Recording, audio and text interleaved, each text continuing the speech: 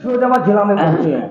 अगर भाई फिरोजाबाद समाजवादी पार्टी की बात करी जाए, इस तरीके से जिस तरीके से क्या समाजवादी पार्टी जिसको कहते गढ़ फिरोजाबाद मैनपुरी एटा इटावा, क्या इस गढ़ को समाजवादी बचा पाएगी? जिस तरीके से बीजेपी से केशव प्रसाद मौर्य जी ने कहा था कि अब की बार हम समाजवादी का गढ़ ही ध्वस्त कर देंगे, तो वहीं पर बात करने के लिए बैठे हुए हैं समाजवादी पार्टी से पूर्व एमएलसी दिलीप यादव जी। लोकसभा का चुनाव जी, क्या मुद्दे होंगे, किन मुद्दों को लेकर के फिरोजाबाद में साइकिल चला पाएंगे आप? चलिए, बहुत बहुत धन्यवाद। सबसे पहले मैं आपको धन्यवाद देना चाहूँगा। आपका चैनल बहुत अच्छी तरह से जो खबरें सही दिखानी चाहिए सही रूप में वो आप दिखाने का कार्य कर रहे हैं। समाजवादी पार्टी सब समाज की पार्टी है जी, और सभी समाज को साथ लेके चलती है। हमारे माननीय अखिलेश जी ने जो पीडीए का नारा दिया जी, उसके पीछे यही कारण है, पिछड़ा दलित और अल्पसंख्यक जिनको ज़रूरत है, इन सभी वर्ग को, ये लोग नीचे दबे हुए हैं, दबने का सेंस ये हर चीज़ से वंचित है। जी, इन्हें ज़रूरत है सहयोग की, और सहयोग जो शासन और सरकार में होता है जी, वो एक अच्छा सहयोग और सरकार सहायता कर सकती है। अगर वही में बात करना चाहते हैं, एक बीजेपी के बड़े नेता ने कहा कि यादव का जब तक लठ ना चले तो उसे यादव नहीं कहा जाता है। तो क्या मतलब यादवों के ऊपर राजनीति होने लगी है? कल को अगर यादव कुछ करता है तो कहते नहीं यादव गुंडे हैं। जिस तरीके से संजय निषाद ने कहा है कि यादव गुंडे हैं, और एक तरफ बीजेपी के नेता कह रहे यादव जब तक लठ ना चलाए तब तक यादव की पहचान नहीं है। तो क्या मानते हैं आप? देखिए, यादव भगवान श्री कृष्ण जी के वंशज हैं जी, और बहादुर कौम है जी, और क्षत्रिय समाज में ये माने जाते हैं। जी, हमेशा इन्होंने निर्बल लोगों का सहयोग किया है, जी, जरूरतमंद का सहयोग किया है। भगवान श्री कृष्ण ने नीति की लड़ाई लड़ी जी, और अधर्म पर जो चल रहे थे उन सबको आईना दिखाने का काम किया जी, और उन सबको सबक सिखाने का काम किया। तो मार्शल कौम है और मार्शल कौम दूसरे की रक्षा करने के लिए तत्पर हमेशा रहती है। उनमें दूसरे लोग तरह तरह की बदनामी करने का काम करते हैं और मार्शल कौम हमेशा रक्षा करती है, बहादुर हैं। फौज में देखो, किसी भी सेना में देखो, देश की आज़ादी के समय देखो, सबसे ज़्यादा यादव ने हमेशा भाग लिया है और योगदान दिया है। और यहाँ फिरोजाबाद में माननीय अक्षय यादव जी हमारे सांसद रहे, 2014 में पहला चुनाव जीते। जी, उससे पहले फिरोजाबाद के हम लोग बासिंदे हैं मूल, जी, हम लोग जानते हैं कैसी हालत फिरोजाबाद की थी।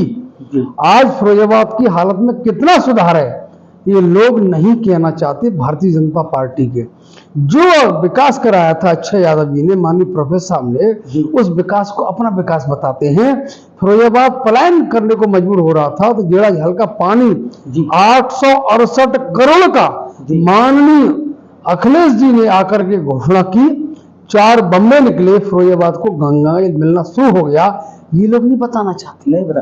अगर वही बात करना चाहते, जिस तरीके से बीजेपी वालों ने नामांकन किया, वहीं पर उप मुख्यमंत्री ब्रजेश पाठक ने कहा हरिओम यादव में वो दम है कि सीट जिता सकते हैं। तो क्या लग रहा है उनके पास कितना यादव जा सकता है या नहीं जा सकता? आप बारीक बारीक से एक एक बोतल को नवज परख के चलते हैं, तो यादव क्या हरिओम के नाम से टूटेगा या कि बना रहेगा समाजवादी में? सरकार के माननीय मंत्री जी हैं पाठक साहब, हम उनका सम्मान करते हैं, ठीक।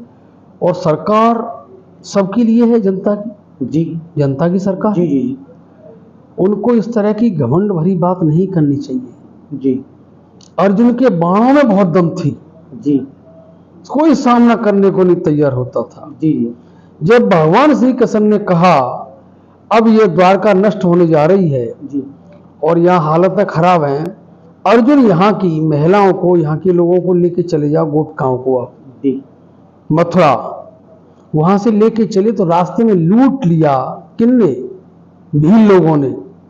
तो समय बलवान होता है, कोई बलवान नहीं है। जिसको बलवान बता रहे हैं, सुन लो आप, जिसको बलवान बता रहे हैं कोई बलवान नहीं, समय बलवान होता है, बलवान है, कोई बलवान नहीं है। अब समय दिखा देगा, जनता दिखा देगी कौन बलवान है, किसकी ताकत एक वोट की ताकत होती है। हमारा गांव का बहुत हल्का आदमी, अगर वही बात उसका बराबर वोट है, और बड़े से बड़ा आदमी ताकतवर, उसका उसका वोट बराबर होता है। जनता की ताकत बहुत होती है। साथ के लोगों में कुछ लोग कह रहे हैं कि जिस तरीके से प्रोफेसर साहब राम गोपाल जी ने कहा कि केशव प्रसाद को मैं वो कर दूंगा साइकिल पंच जोड़ने के लिए, तो क्या लग रहा है उस टिप्पणी को साथ समाज किस नजरिए से लेगा? देखिए, वो हमारे नेता हैं, माननीय, किस एंगल में किस बात पर उन्होंने जवाब दिया उस पर मैं कोई कुछ नहीं कहना चाहूंगा। लेकिन मैं जो कहना चाहता हूँ, साथ के लोग हमारे लोग हैं। जी जी, जितनी ओबीसी की जाति है हमारे लोग हैं, हमारा रहन सहन एक ही है। हम सब लोग साग के लोटे सब सब्जी उगाते थे। हमारे परिवार के लोग पूर्व गाय भैंस पालते थे, दूध देते, बघेल लोग हैं वो बकरी रखते थे। सब हम लोग काम वाले हैं गांव के, और गांव के काम वाले हैं, उनके विचार आपस के सब में एक दूसरे में बहुत अच्छे मिले। एक डिबेट चल रही थी टीवी में, उस पर आपकी और सिरसागंज के पूर्व विधायक हरिओम यादव की क्वेश्चन था कि समाजवादी गुंडे हैं, तो आपने कहा समाजवादी से निकल के ही तो गुंडे बीजेपी में चले गए। तो क्या जो गुंडे थे वो समाजवादी में निकल के बीजेपी में चले गए, या बीजेपी में पहले से ही गुंडे थे? देखिए, गुंडों की बात ये आती है जी, जिसके खिलाफ मुकदमे थाने में हों, जी जी, वही तो प्रूफ होता है। जी जी, अब यहाँ समाजवादी पार्टी के हमारे नेता, उनके मुकदमे देख लें, जी जी, और भाजपा के नेताओं के मुकदमे देख लीजिए, थाने में लिस्ट भी लगी है, जी। अपने आप क्लियर हो जाएगा किस पे गुंडे ज्यादा किस पे कम है। लोगों को बदनाम करने का काम करते हैं। हमारे समाजवादी पार्टी में कहीं कोई इस तरह का ना कोई किसी पे मुकदमे है, राजनीतिक मुकदमे हैं, और कोरोना के टाइम के मुकदमे, आपराधिक मुकदमे हमारे खिलाफ। अगर वही बात करना चाहते हैं, एमएलसी आप भी रहे, अब भी राजनीति बड़े एक एक कौन से जानते हैं अभी तक आपकी नजरों में उत्तर प्रदेश में मुख्यमंत्री उप मुख्यमंत्री कौन हुए हैं जिन पर आपराधिक जैसे मुकदमा लिखे हों? आपकी नजर में ऐसा कोई उत्तर प्रदेश में अभी तक मुख्यमंत्री हुआ है क्या है? देखिए, वर्तमान में जी जो हमारे माननीय मुख्यमंत्री जी हैं, जी, मैंने प्रूफ नहीं देखा, लेकिन लोग बताते जी, हैं, आपके प्रेस के माध्यम से मालूम पड़ता है।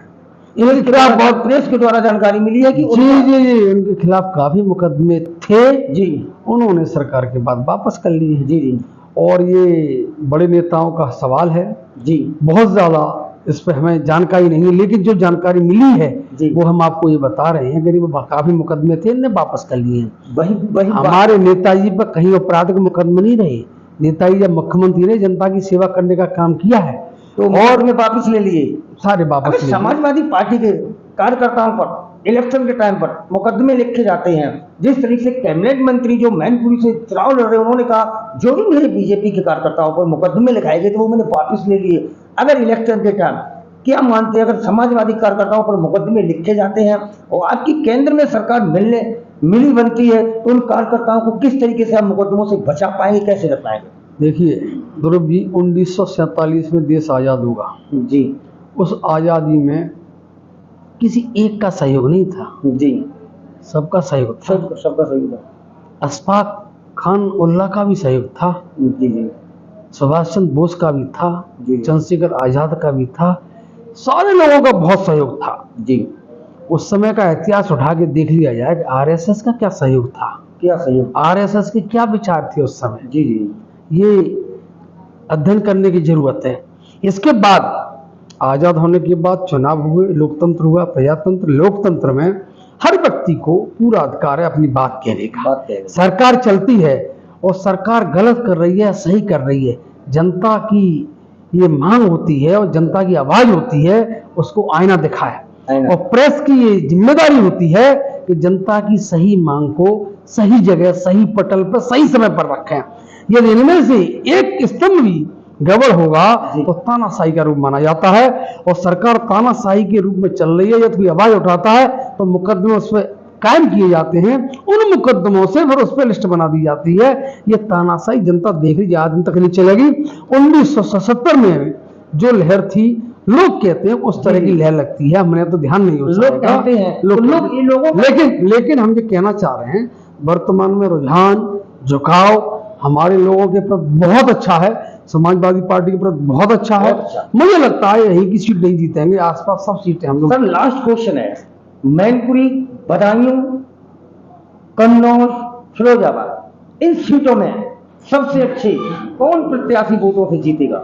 इन सब सीटों में फिरोजाबाद देखिए, हम लोग प्रत्याशी सबसे अच्छे वोटों से जीतेगा। हम लोग फिरोजाबाद की सीट कितने लाख हम लोग फिरोजाबाद में हैं, फिरोजाबाद में काम कर रहे हैं। जी मैनपुरी में हमारे माननीय नेता हैं, जी वो सब लड़ रहे हैं। कन्नौज से भी माननीय अखिलेश जी का है। जी तो इसमें हम किसी को ऊपर नीचे का आंकलन नहीं करना चाहते, लेकिन हमें सब कहना चाह रहे हैं सारी सीट लाखों से जीतेंगे। लाखों से। लाख सारी 80 सारी सीट लाखों से जीतेंगे।